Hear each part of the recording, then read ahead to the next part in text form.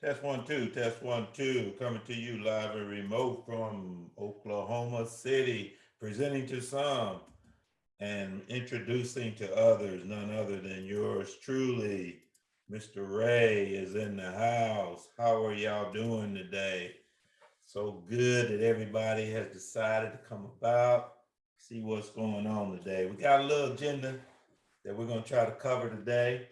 But as usual, we're always going to leave some time at the end for some little Q&A. So one of the things I want to do today is talk to you a little bit about the 5 ways you get paid in investing in real estate. And this is key to me because one of the things that you need to understand is real estate is unlike any other class of asset in that banks will actually loan you money in order to invest in real estate. And so it's not very many other assets that they'll allow you to do that. If you go to the bank and say, hey, I want to get a loan because I want to invest in stocks, they're going to look at you crazy. No, we don't do that. Why? Because it's not really a hard asset. So they're looking for hard assets to invest in. So let me go ahead and pull up. We're going to go through this real quickly, and then we're going to have an opportunity to ask some questions. And then I want to talk a little bit about the services that I'm going to be offering going forward. Now, for the most part, most of the people on this call are my platinum team members. And when I say platinum team, those are that are paying me $30 a month to have access to PropStream and to do the wholesale real estate deals that we're doing. So those are the people that's paying $30 a month. Basically, it covers the cost of PropStream. And then from there, I will now be offering a mentorship to individuals that want me to help them to get into the real estate game. And so I can give them soup to nuts, A to Z, everything they need in order to get in the business. If they want to do wholesale, I can teach them that. Buy and hold, you can do flips, the whole 9 yards. So let's talk about, first of all, why we want to even get into real estate, right? So the agenda, I'm going to talk to you about the 5 ways that you get paid in real estate. I'm going to discuss my mentorship program, what the costs are. And I got a couple of projects that I'm working on right now. If we have time, we'll review those, and then we'll do a little Q&A. So, when you talk about investing, you always got to talk about taxes, right? And so when we're talking about real estate, when you make money in real estate, you get taxed on what you make, whether it be the cash flow or whether it be in appreciation. So if you own real estate short term, then you basically are paying capital gains on that short-term loan. Excuse me, not on short-term loan, on the short-term basis, because you're holding the property for less than a year. So if you're doing a flip, you're doing wholesaling, then you're basically paying approximately 20, 25%, whatever your tax rate is, that's what you're going to be paying. If you hold property long-term, which is long-term could be 5 years, 2 years or more, then you're basically, if you're talking about your personal home, you're exempt from paying tax. Let's say if I bought my house and I lived in that house, I'm a resident of that house, then I will be exempt from taxes on that property. $250,000, if I make $250,000, I won't get any tax on that. If I'm married, it's $500,000. So just to give you a little bit of understanding about how taxes work on real estate. But if you're buy and hold, basically you don't have to worry about paying those taxes until you sell the property. The other thing that you need to understand is there's negative depreciation and there's positive depreciation. Negative depreciation is on assets that lose their value over time. And those assets could be furniture, cars, anything that you have that you're buying, your clothes that you buy, they basically depreciate them. The minute that you buy them and take them off the rack, they're not worth what you just paid for them. The minute you buy a brand new car and you drive it off the lot, it is not worth, if you turned right around and took it right back to the car lot, they wouldn't give you the same amount of money for it. So that's what we get negative depreciation. and you can't write that off anywhere on your taxes. But in real estate, we have what we call positive depreciation, which means the IRS will allow you to receive a credit in form of depreciation that reduces your taxes. Now, come on, that's got to be one of the best deals. The IRS gonna give you depreciation right off the top when you own real estate. So I'm gonna explain that. We're gonna go through some of the finances around why it's good to do buy and hold real estate. Okay, so let's talk about that. You know, there's several asset classes. You know, you can invest in stocks, right? And so the goal and when you buy stocks is to buy low and to sell high, and you get to keep the difference in between, right? And we just talked about it. If you do that, then you pay capital gains tax on that. Now, if you buy some stocks, they pay dividends, whether it be monthly, quarterly, or whatever. Again, you'll pay taxes on that money. It's money that you earned. You didn't earn it by working and getting a W-2, but the company paid you some dividends, and so you just pay taxes on that. So that's one asset class. You got bonds, and these are bonds that companies issue, and they pay you interest, 2%, 3%, 5%, whatever that interest is, and then you pay taxes on that. And then you got talking about commodities, gold and silver, same thing. If you want to buy it low and you want to sell it when it's high. So it's all about generating some income. When we talk about assets, assets that produce income is what you want to own. You don't want to own assets that don't produce income. Cars, boats, all that stuff, they don't produce income per se, but houses do. So one of the things we talked about earlier is that real estate is one of the only assets that banks will actually lend you money on. And so when we talk about lending money, we're talking about leverage, right? And so leverage is an investment strategy of using borrowed money, banks' money, specifically using financial interest or borrowed capital to increase potential for return on an investment. So when you buy a real estate investment, you're buying it with the hopes of, that is, if you're buying it not to live in, you're buying it as an investment with the hope of that it's going to earn you money, right? And so the banks will loan you money to buy investment properties that make money. We call that OPM. That's using other people's money to leverage to buy real estate, okay? So let's look at a quick example of what I'm talking about, how leverage is so powerful when you use it in real estate. Now, when you buy stocks in the stock market, the minute you have 401ks and you got mutual funds and you got exchange trading funds inside of those 401ks, right? So let's just assume, for instance, that I wanted to buy $100,000 worth of stock. Let's just say Amazon stock. And let's say I bought $100,000 worth of Amazon stock. I took money out of my 401k, or I just had money and I bought it, okay? Let's say over a year, that stock gained 10% in value. Say it increased $10,000, right? So now you have your original investment of $100,000, but you gain 10%. So your return on investment is 10% on that property, right? But the thing I don't like about the stock market is I can't control the outcome, right? In the stock market, it go up, it go down, interest rate goes up, if there's a bomb, if there are terrorists. I mean, stocks just be all over the place and you don't have no control over what happens. But that's what we have the opportunity to invest. That's what the government wants you to invest in, is the stock market. To me, it's no more than gambling.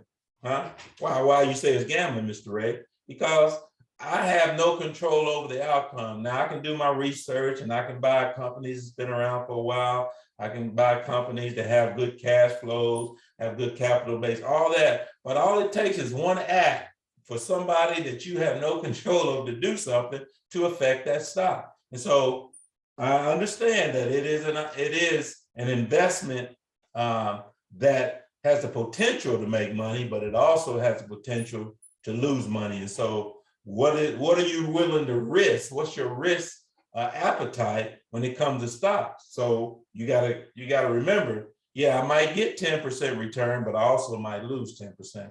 Whereas with real estate is a little bit different. Now, I want to talk about how this leverage changes the game. So let's say I wanted to buy a house and it was $100,000 house. And let's just assume that the prices of houses in the area went up over a year and I gained 6%. Let's just say I earned 6% in appreciation. Now, the difference here than from the stock market, I didn't use my whole $100,000. I only put down 20%, which is $20,000 to the bank, and the bank financed the rest of that, the $80,000. So really, I only have $20,000 invested on a $100,000 asset. So my return now, even though I only made 6K, is 6K on the 20,000, which means my actual return on investment was 30%. And I have control of the asset. I own the asset. I'm the landlord of the asset.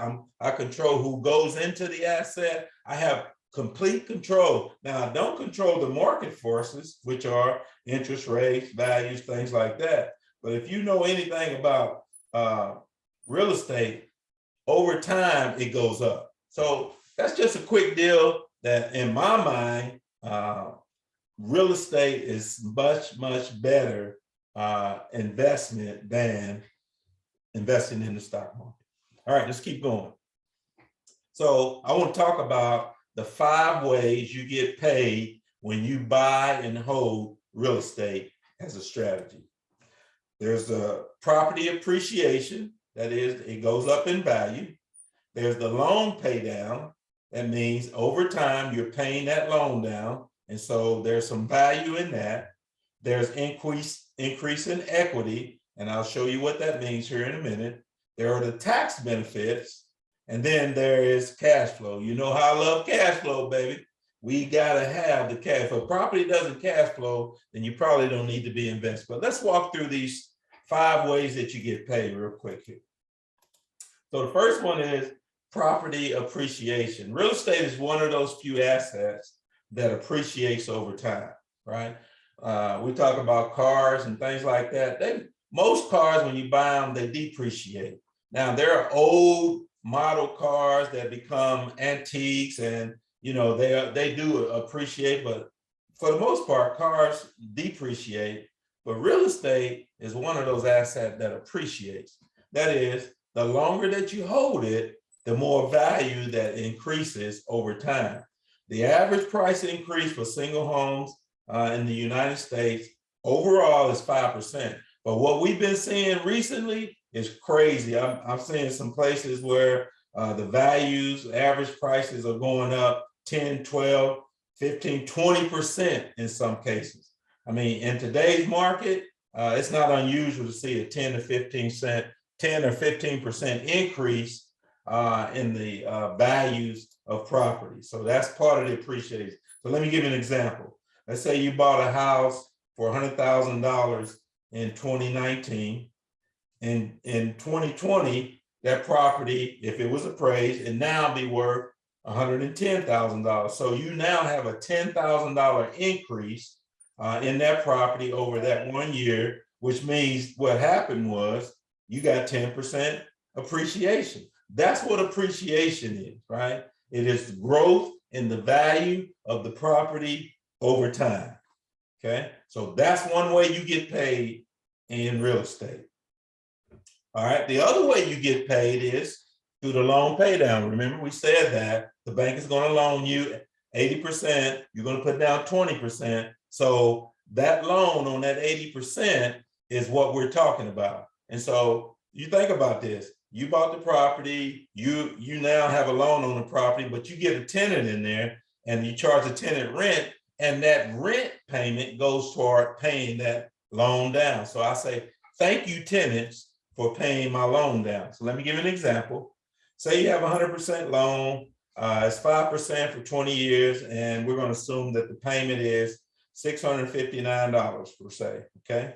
So the first year payments are a total of over $7,900, $4,900 is interest, about $2,900 is a principal pay down, okay? So this pay down right here is now that $100,000 loan balance after a year is now down to $97,000. Okay. So the difference between the 100,000 97 is the reduction the reduction in the principal on that loan balance. So think about that. You now had a $100,000 loan. Now you paid it down to 97,000. You've reduced that $2,900. So you have, in fact, that's money. Now you don't get it in your pocket, but it's more like a credit, right? It's just a benefit that you get. Now you have that home now that's worth $100,000. You only owe 97,000 on it. Okay. Now the other way you get paid is equity increase. That's the difference between the value of the property, the market value, and the loan balance, right? We just talked about how you pay the loan balance down, and we also talked about how value goes up. So that's the equity, the spread that you see, the difference between the market value and the loan value. Again, using an example, let's say the property is $100,000, you got an $80,000 loan. At the time you make that loan, you now have $20,000 in equity in that property, okay? And so equity increases over time two ways. Remember I said the market value goes up and the loan value goes down, the equity is increased. So as the value of the home increases and as the balance of the loan goes down, the equity is increasing. So again, that's another way that you get paid. Now let's talk about depreciation, because to me, this is one of the biggest reasons why real estate is really one of the best investments that you can make, the tax benefits. So when you're a real estate investor, the IRS allows you to depreciate that value over time, okay? And for single family homes, the IRS has decided that you can depreciate that over 27.5 years, okay, per the IRS. So you get the benefit of a credit of depreciation every year that you hold that property, right? So you get to deduct that. So here's an example what it looks like. Again, I like to use the round number. We bought it for $100,000, and the IRS says, okay, Mr. Ray, we're going to let you divide that 100,000 by 27.5, which is 27.5 years, and we're going to give you an immediate credit on your taxes of $3,600 just because you bought that property. Now, who else does the IRS? Why would the IRS do that? It's an encouragement for people to get investment property. That's all it is.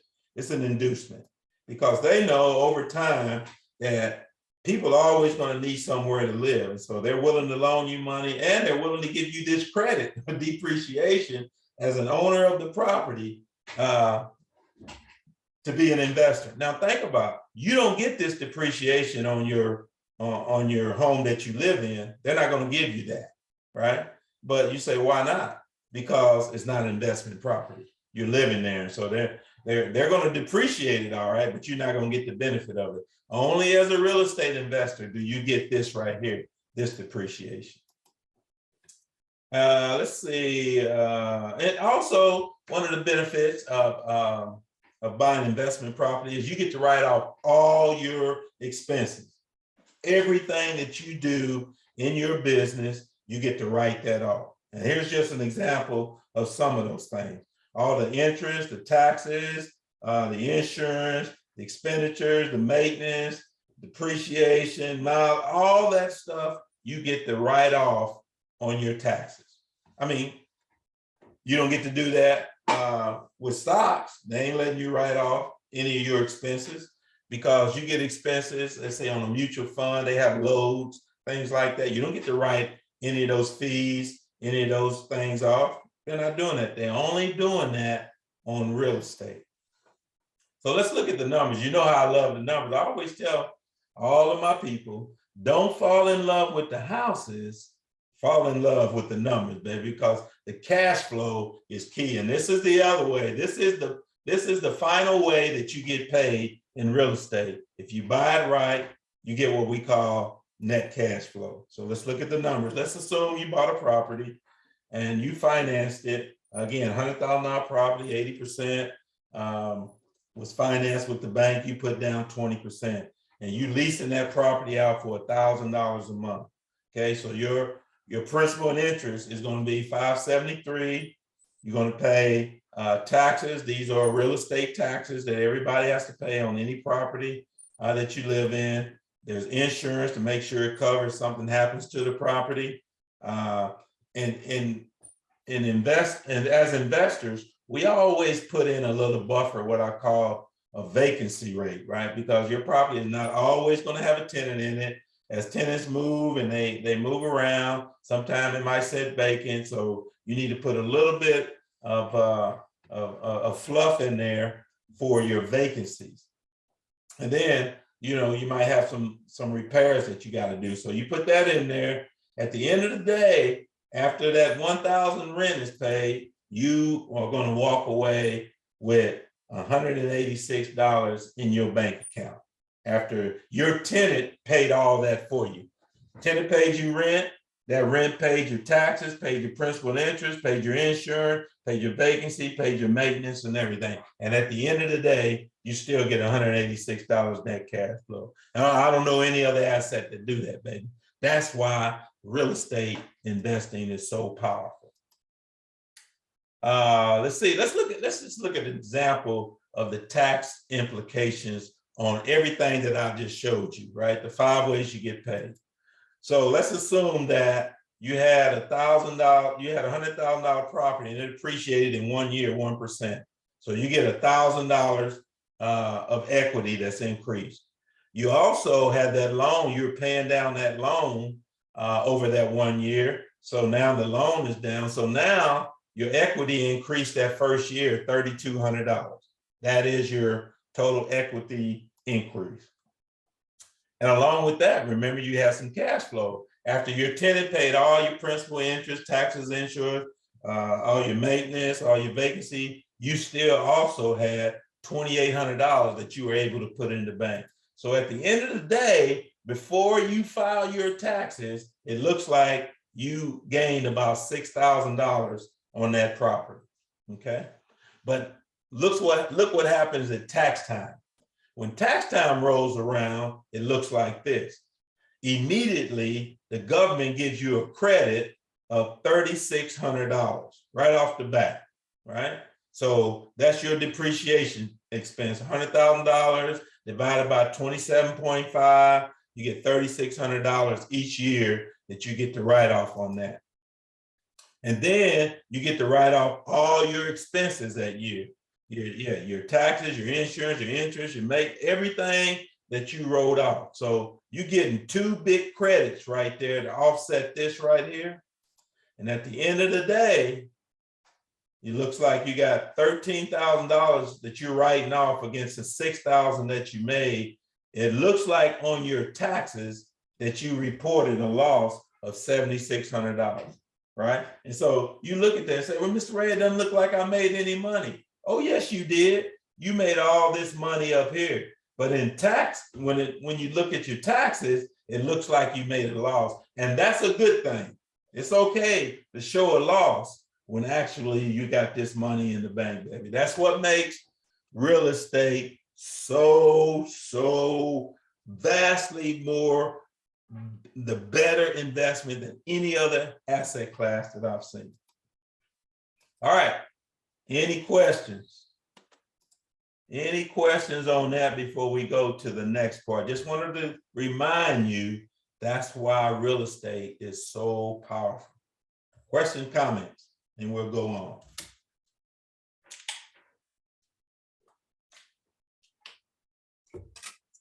Oh, that must have made way too much sense to not get any questions, but that is good. All right, since y'all ain't got no questions, let's go to the next thing. So let's talk about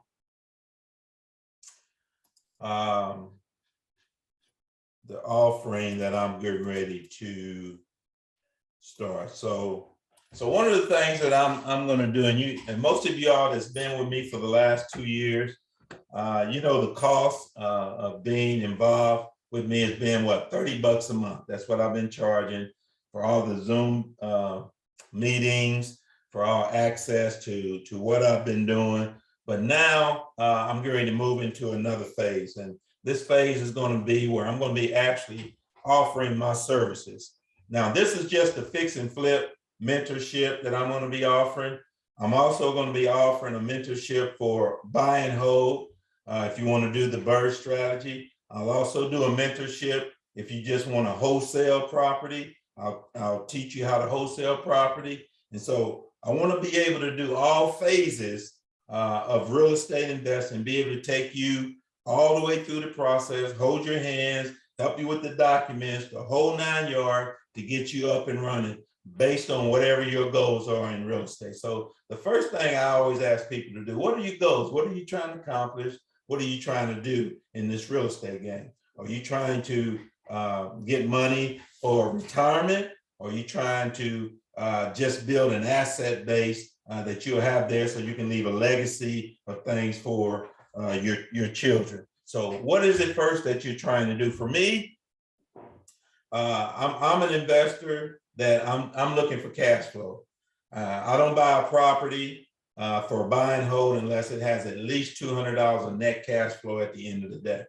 I also do wholesale deals, which is you basically getting the property under contract, you're taking that contract, you're assigning it to somebody else for a fee.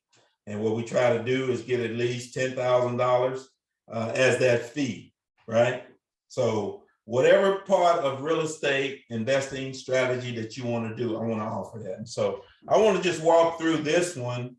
This is one that's a fix and flip. Let's say you wanted to get in the fix and flip game, okay? So the cost for you to get in the game, for me to help you through this, it'd be $2,500. And so what does that include, Mr. Ray?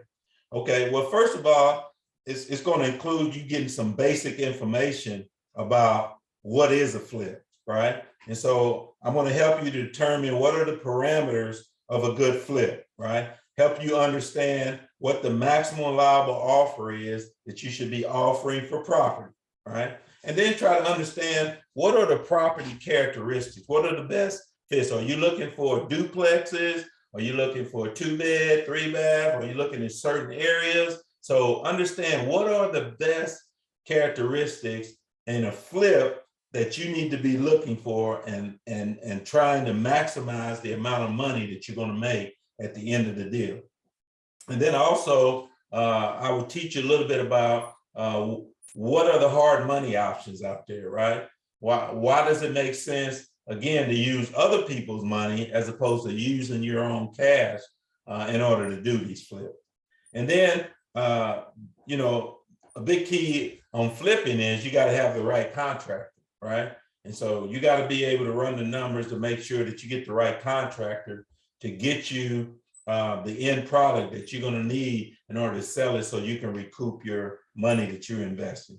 And then I'll give you a little bit of education about understanding what the holding costs are. A lot of time, this is where people get in trouble. They don't understand all the holding costs that's required when you're holding the property, right? You buy the property, okay, so you get a hard money loan, then you got holding costs, you got utilities, you got insurance, you got all these other costs that's going to be involved in holding that property. Let's say it takes you 3-6 months to get the property rehab. Well, those costs are adding up and those costs are coming off your bottom line. So understanding what those holding costs are. Also part of this cost is going to be acquiring the property. So what I'm going to do is for the price that you pay me, I'm going to help you actually find the property. Yes, we're going to be out there looking for properties, wholesale deals. The thing about when you're doing a flip, you can't do a flip on retail properties, on properties you see on Zoom, that you see on the MLS or that you see out here on Zillow. These are not properties that you can flip. You got to get properties that are in distress, properties that need some work so you can increase the equity in those properties, right? If you're buying a property for $100,000 and that property at the end of the day only going to sell for $120,000, then you only got $20,000 there to play with. That's not a good flip. So got to make sure that you get a property to flip in the right area. And then we got to make sure that we apply the right financials as far as what you pay for it, what's going to cost to fix it, what's the holding cost, and what's the net at the end of the day. So I'm going to ensure that you make sure that you do that profitably. And then all the contracts that you're going to need in order to do this deal, from the contract, the purchase contract, the contract for the contractor, the contract to sell it, all that stuff's going to be included in my price.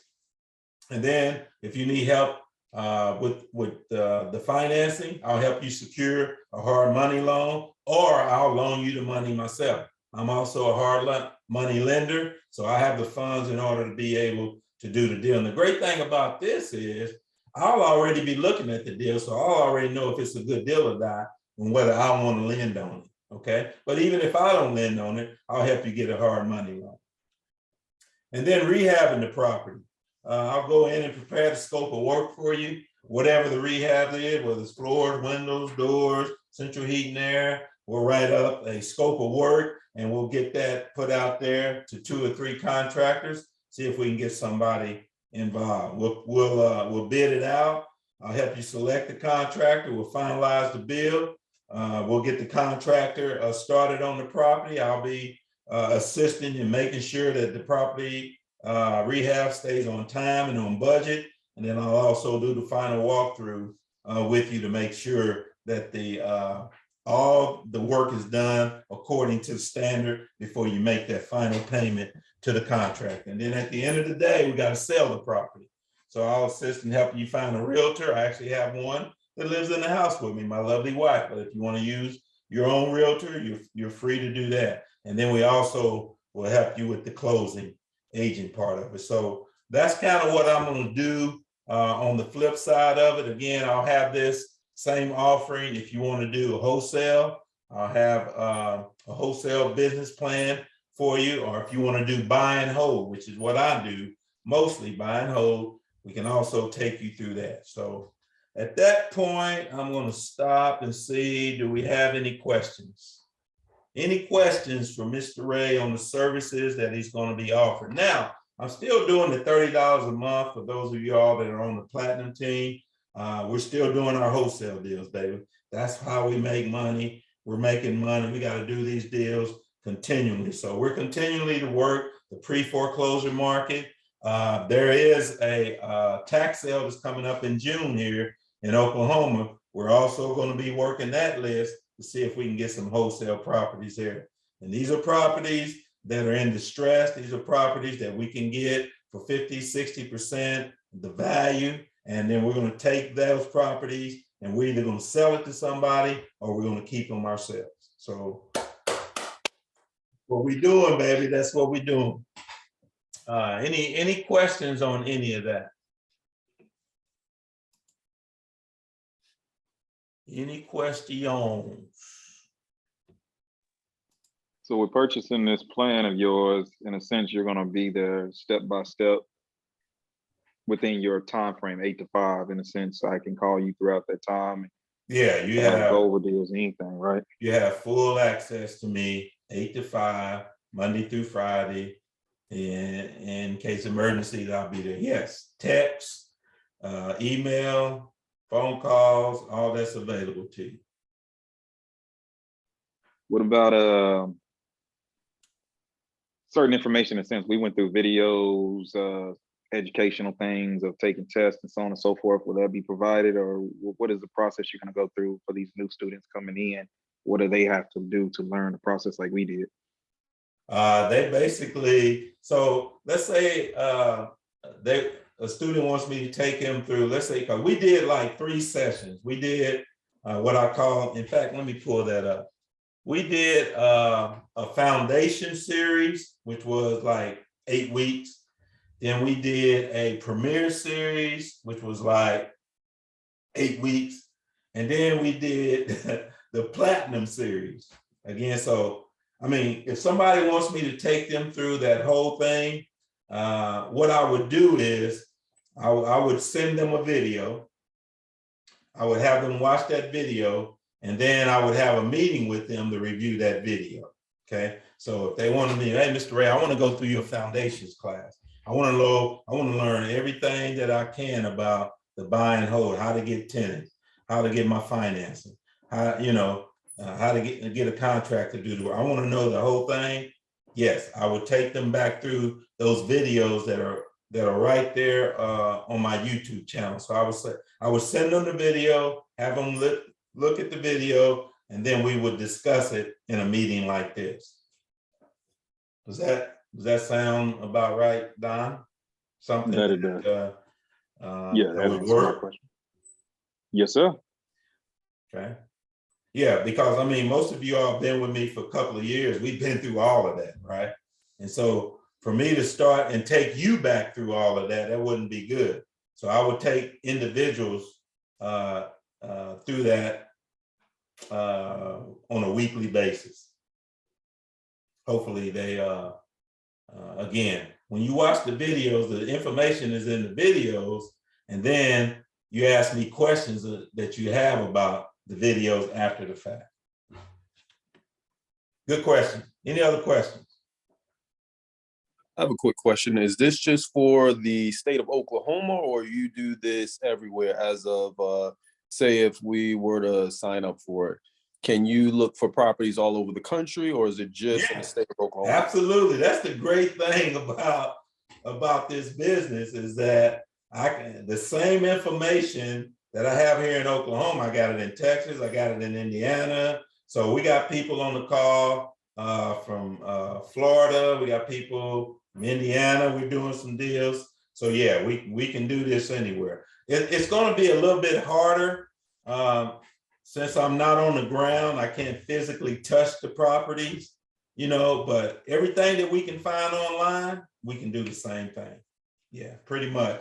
The only thing is I won't be able to be there, like to do to see what the contractor is doing, right? I won't be able to see, what the progress of the deal is. So hopefully that's something that the person that signs up will be able to do, right?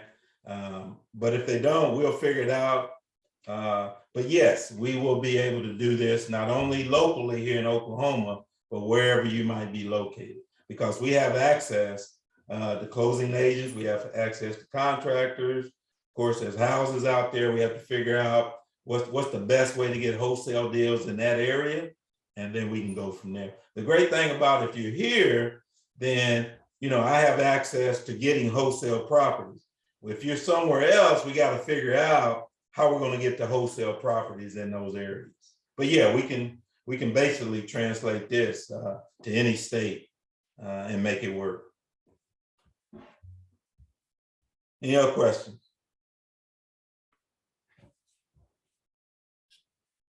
Good stuff. Good stuff. Let's see. I was going to show you. So I got one project that I'm working on right now. Let me pull it up. This is 1604 East Madison. This is like the second property that I bought, right? Over 20 years ago. And so now I'm getting ready to go in and rehab this property. So let me show you what it looks like today.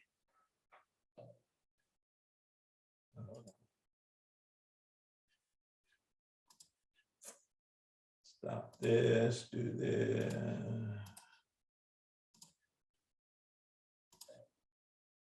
So this property is, I bought this property at a tax lien sale back in 2004 for $5,000.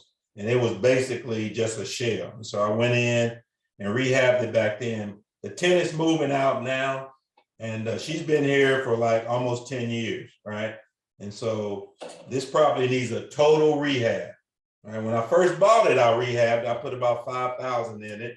But now here we are 15, 20 years later, we're gonna have to totally redo this thing. So I'm gonna put in brand new windows, all new floors, all new lighting fixtures, all this cabinet work is gonna be torn out. This property is a 3-bed, 1 bath, approximately 1,000 square feet. All the cabinets gonna be torn out. Floor is going to be redone. I've already got an estimate on the repairs. The labor is going to be about $15,000 in labor and about almost maybe $5,000 to $8,000 in material. So we're going to gut the bathroom, take the tub out. Everything's coming out. Everything's going to be brand new ceramic floors. We're going to do laminate floors in all the bedrooms and the hallways. Again, tenant just left stuff in. She didn't even try to clean. Well, she took all her furniture out. But as you see here, this is a property, again, it's probably worth, in the area that it is right now, it's probably worth about $60,000. Again, I paid $5,000 for it. I've been collecting rent, $600 a month for the last 20 years. So I've made over $140,000 just in rent alone, right? And so when you go back and talk about, my 5 ways that I got paid on this deal, I've been depreciating it and I've been collecting rent on it. And I've been writing it off for the last 20 something years. So stay tuned, see what I do on that rehab. It's going to be probably going to take me about 3 to 4 weeks to get that one done. So any questions on that?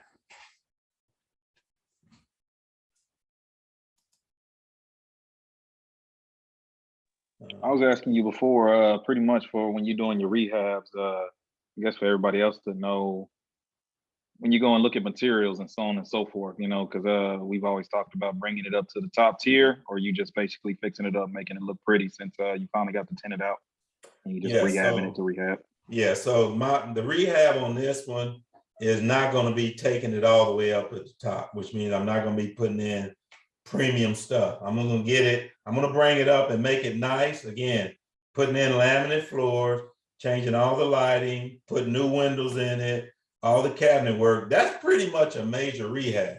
And the only reason I'm doing that is because this property really is in need of a good upgrade. And so I'm willing to put $15,000, $20,000 in it. I was renting it for $600. The rent will immediately go up to $900, $950 for this house. So where I won't take it all the way up to the top and put granite counters and all these chandeliers and stuff like that, I will put a good grade of laminate in it, good grade of cabinets, all the stuff coming from Home Depot or Lowe's, right? And so at the end of the day, this is going to be a middle tier, what I call upgrade, because I'm not trying to bring it all the way up in the top and flip it, right? If I was trying to flip it, I want to get maximum money. So I'm going to put, and make it as nice as I can. But if I'm just going to rent it, then I'm going to make it durable. And that's why I put laminate flooring in, no more carpet. Don't do any carpet, because if you put carpet in a property that you're going to be renting, you're going to be changing it every 2 to 3 years, right? Tenant's just going to wear it down. But if you put laminate flooring in them, pretty much lasts forever. And then I'll put ceramic tile in the kitchen and in the bathroom. So again, it's going to be a middle tier upgrade. And some of you all have seen some of the things that I've done. I can share with you what I did on my last properties. Don, you're familiar with what I did on Northwest 58. You saw what I just did over on the property at 1221 McGregor. Those are the type levels that I'm bringing it up to. In fact, let me show you all what it looks like. Let me see if I can find, I just did, yeah. The McGregor property, we just did that one. Let's see what that looks like. Take that back.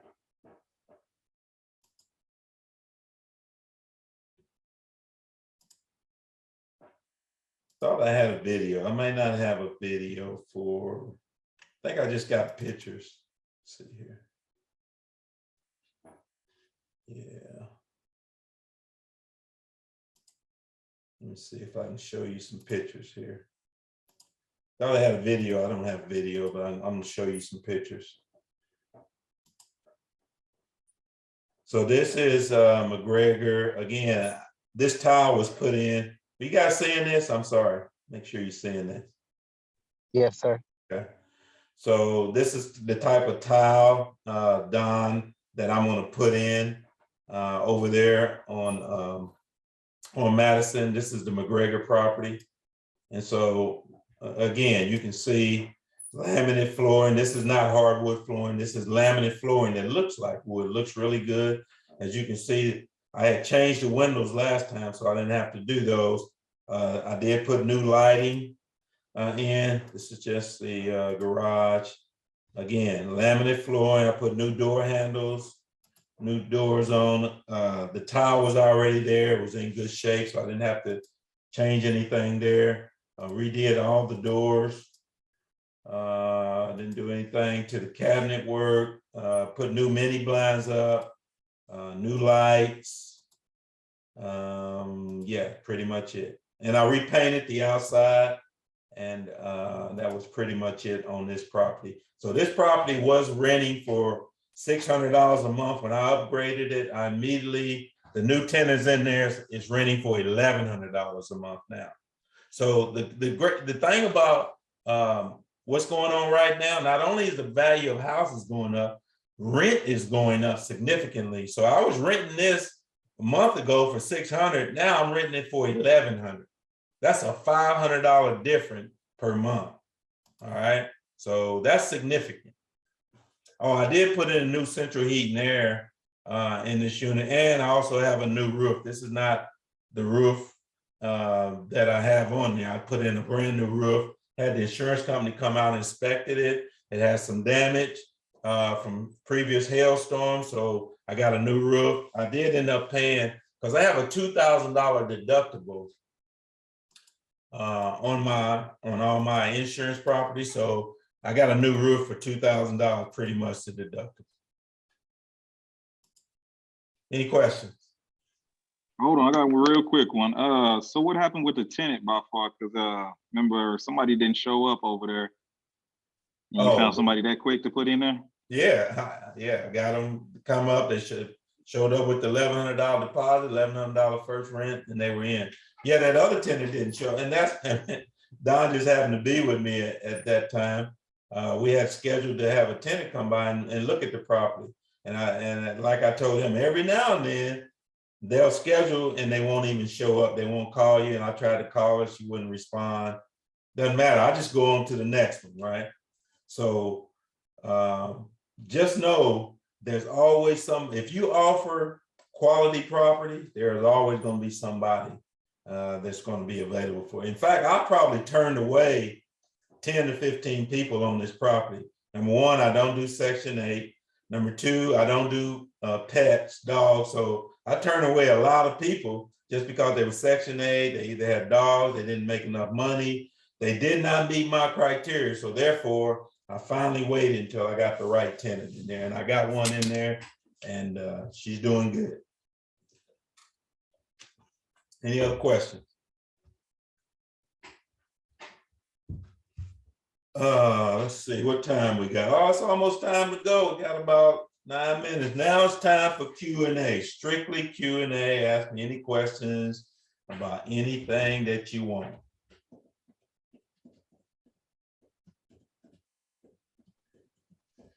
Yeah, Mr. Ray. Yes, sir. So on certain properties, do you go higher with what you put into it, or do you just all kind of make them mid-grade on the rentals? So I try to do mid-range, but I do have a couple properties that are on what I call the high end. So let me just show you. Let's do this. Let me show you.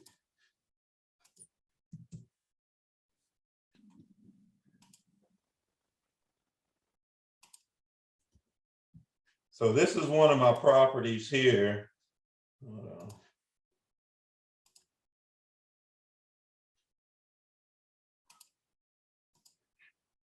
So this property here is one of my properties. This is actually Lila's old home. Before we got married, she lived in this house. And when we got married, rather than sell the property, we decided to make it a rental property. Okay. So this is one of the nicer properties that I have in my portfolio. And this property leases for $1,600 a month. As you can see, it's a very nice property. So if I had to rehab this property, I would make sure that I rehabbed it up to the standard of the houses that's in that area, okay? This is a very nice property. It's got granite countertops. It's got some, some custom painting that's going on in here. All the cabinet work is good. So if I had properties like this, I'm going to rehab it up high. But the properties, most of my properties are $100,000 or less, then I'm just going to bring them up, Ken, not to the max, just kind of up to the medium. But property like this, if it's a nice property like this. So what I'm going to do whenever this property becomes vacant again, one thing I am going to do is change this carpet out, right? Because and I probably won't go back with hardwood floors, but some really nice laminate floors that look like hardwood floors. So did I answer your question, Ken, on that? Yes, Yeah. yes, it did. So I want to ask you just one more question about the laminate floors. Yeah. Do you have a certain level that you go with them, or because I know it's like 12 mil and like 20, but I was trying to see what. Yeah, I try to go like in the middle. So I don't want it real thin, but I don't want it real thick. So I kind of go with the middle, so it'll be a little bit durable. And I also make sure that it's the water resistant type, right? Okay. So that's key to me because tenants be spilling stuff on your stuff all the time. So I want to go with the stuff it's kind of almost, it's almost like rubber plastic. It's that kind of laminate. Okay. Yeah. All right. So it's kind of middle tier. Yeah. All right. Okay. Thanks. What else? Any other questions? Want to go over class properties A, B, C? What's the question? Property classes, like that right there is your top tier. Yeah, property A. yeah. That's an B, A.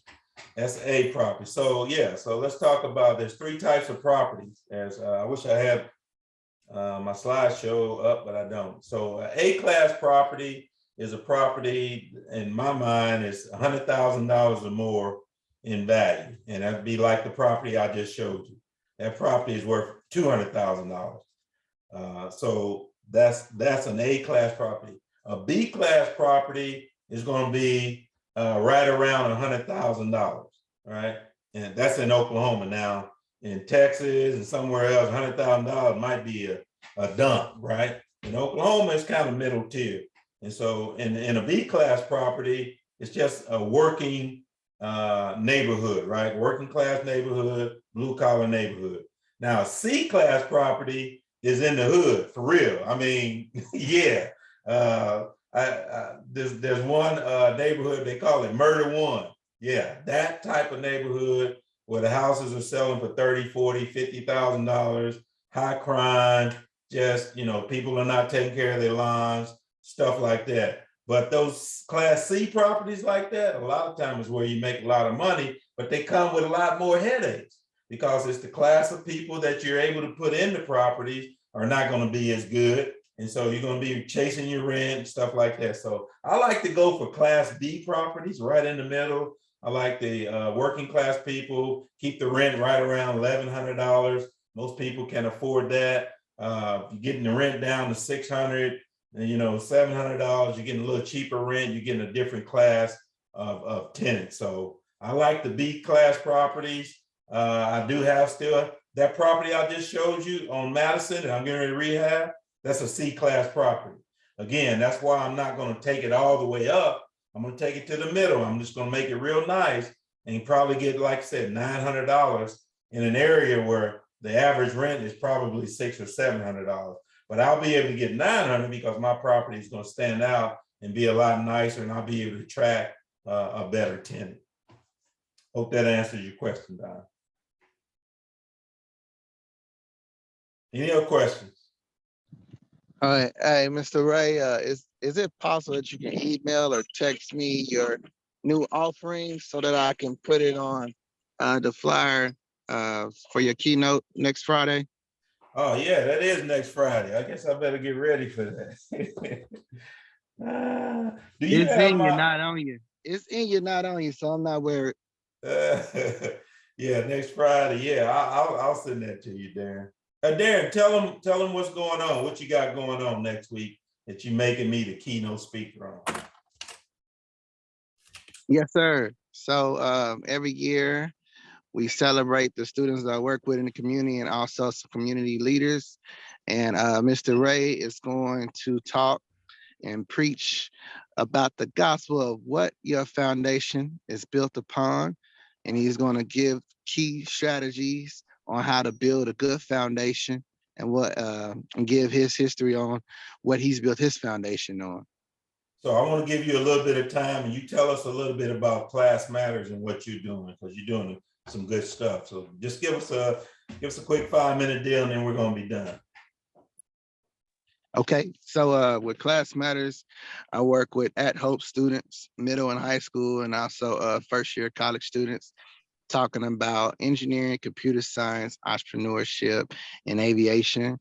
And I work with different community partners and churches, just pouring into these underrepresented youth and exposing them to careers to get them out of their communities. Okay, so if they wanted to attend, where is it? What time? Is it a cost? All that good stuff for the for what you got coming up next Friday? So it's donations only. It's just a way to celebrate, and it's a representation thing. So you have to come professional so that the students can see what professionalism looks like. Mhm. So, but if they want to donate, they can make any checks or anything to Class Matters Inc. Okay. And it's at 6 p.m. at the Bryant Center in Northeast Oklahoma City. What is the location of the Bryant Center? The Bryant Center is It's right off of 23rd Street, ain't it? yes, sir. It's off basically 20th 23rd and and Bryant. Bryant. Yeah, 23rd and Bryant, right across the street from the big church. Okay. Very So good. yes, sir. So you're all invited to come out to Class Matters. And here, Mr. Ray, tell them about what their foundation, what is your foundation? All right, ladies and gentlemen, boys and girls, I think that's all I have for this evening. I'll probably come back in to maybe in a couple of weeks. I'm not having the weekly Zoom anymore, but I'm gonna try to come in at least every 2 weeks and give you guys some updates on what's going on. I got some really good stuff going on wholesale, a couple of wholesale deals. I lost one the other day, so don't have time to talk about that today, but I'll talk to you about it the next time that we go. So hopefully everybody is excited about this real estate game. It is the way to build wealth. What you don't want to do is work 40 years at the same company, retire, and only be able to draw 40% of what you made. Basically, that's what you're going to do. You're going to work 40 years and you're going to have to live on 40% of what you made. That's not a good deal. So you're going to have to figure out how to get some additional income, some additional cash flow in order to help you to be able to have the same standard of living that you're enjoying today. And think about what inflation is doing to your money today. Everything is going up. Housing going up, cars going up, gas is going up, food is going up. So let's just say, has your paycheck gone up? I don't think so. So that means your buying power is going down. And think about it, that's going to continue to happen year after year after year. So you got to make more money. So it's best to get in this real estate game, make as much money as you can so that you can continue to provide your family the standard of living that you're used to. When I left OG&E after 36 years, 2 years ago, I thought, the little $2 million that they gave me, I had in my 401k was going to be all right. Well, little did I know, if I had to live on the money that I make off that $2 million, I wouldn't make it. If I didn't have the 20 properties that are cash flowing, that's giving me that extra, I wouldn't be able to have the standard of living that I have today. I wouldn't. I would not be able to live off of that. And so some of y'all need to start running that calculation. You say, all I need is $1 million. And if you're going to have to keep that $1 million in there, and you're going to have to take 4% off of that every year to live on, that 4% is not even going to be enough for you to live on. Come on, somebody. That's a whole nother story, a whole nother chapter for a whole nother day. We'll see you on the flip side. Get out there and get in the game, baby. This real estate game is real. Hope y'all have a great evening. Good to see you. We'll see you on the next time.